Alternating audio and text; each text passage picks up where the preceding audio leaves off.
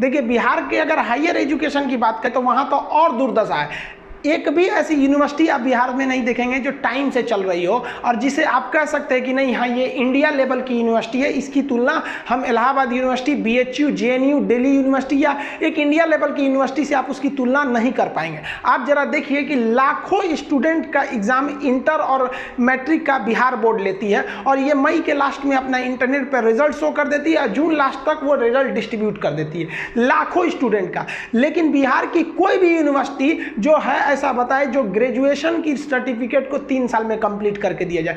5-5 साल में ग्रेजुएशन की सर्टिफिकेट दिया जाता है। जिंदगी बर्बाद करने के लिए जरूरी नहीं कि आप किसी से दिल लगाएं, आप बिहार के किसी यूनिवर्सिटी में एडमिशन भी ले सकते हैं, वहां भी आपकी जिंदगी आराम से बर्बाद हो जाएगी। और हद तब देख लीजिए जब ये यूनिवर्सिटियों की गलती की वजह से बिहार के विद्यार्थियों का 3 साल में उसकी सर्टिफिकेट ग्रेजुएशन की नहीं मिल पाती है। और इस बार जो दरोगा की बहाली आई है, इस दरोगा की बहाली में अगर आप देखेंगे तो इसमें कहा गया है कि हर एक विद्यार्थी को जो इसके फॉर्म भरना चाहता है वो 1 अगस्त 2020 यानी इस अगस्त में उसका ग्रेजुएशन सर्टिफिकेट पास होना चाहिए, यानी क्लास उसका सर्टिफिकेट मिल जाना चाहिए। अब आप बताइए इन यूनिवर्सिटियों से पूछिए कि इन यूनिवर्सिटियों ने मिलकर पूरे बिहार के विद्यार्थियों के साथ एक छल कर दिया है, उनके भविष्य का गला दबा दिया है। और खुद बिहार सरकार को या फिर बोर्ड को भी सोचना चाहिए कि ये विद्यार्थी जो दरोगा की तैयारी कर रहे हैं ये कहाँ से सर्टिफिकेट लाएंगे। UGC एक और कहती है कि आपको एग्जाम हर हाल में ले लेना है, लेकिन वही UGC एक बार नहीं पूछती है कि आपने पढ़ाई कराया है नहीं है।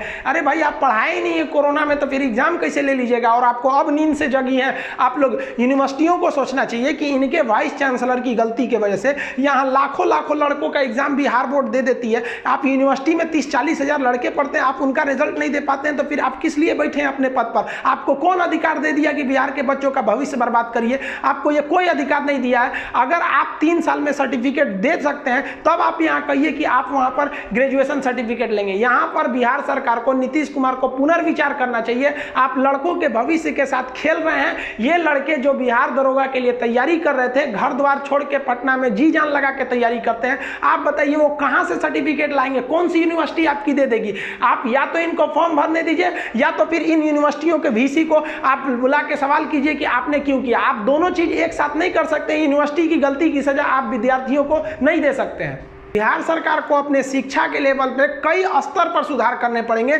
सबसे पहले तो आप यूनिवर्सिटियों को कैटेगराइज करिए, एक गुड यूनिवर्सिटी, एक बैड यूनिवर्सिटी।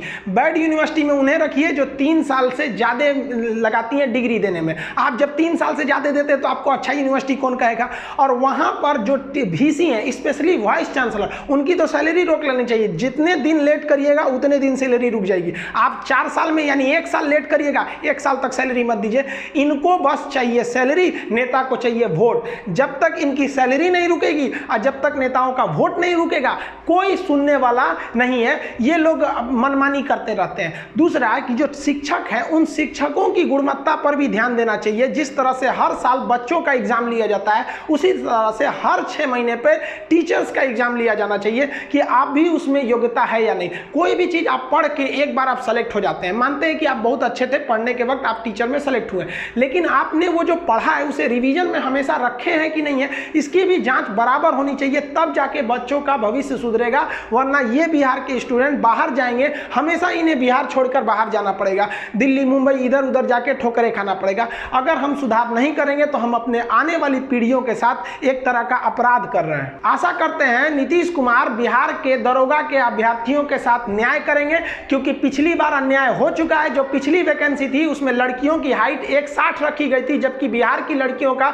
औसतन हाइट जो है 155 है। खैर उसको इस बार सुधार